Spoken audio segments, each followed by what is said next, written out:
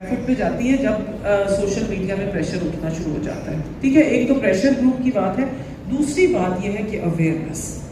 कितने साल गुजर गए, आज भी हम ये बात करें तो मुझे लगता है कि आई एम रीलिविंग. मतलब ये कि हम तो मतलब 20 साल से हम तो बिल्कुल, मेरी जब से शादी हुई हम तो आगे बढ़े ही नहीं निकाह नामे के हवाले से.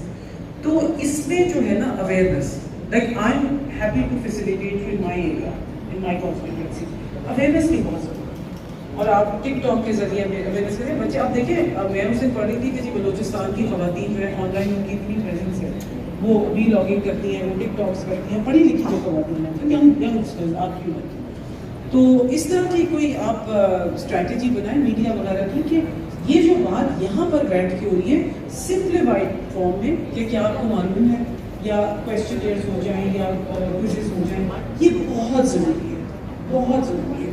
बिकॉज आजकल के बच्चे जो है वो काफ़ी तेज़ है, you know, so they should know. But इस डॉक्यूमेंट की, निकाह नामे की डॉक्यूमेंट की अहमियत को हम बहुत नीचे करते हैं. जब शादी होती है बहुत नीचे करते हैं, उसको आपने नंबर 1 प्रायोरिटी कराना है. Thank you so much. Pakistan जिंदाबाद.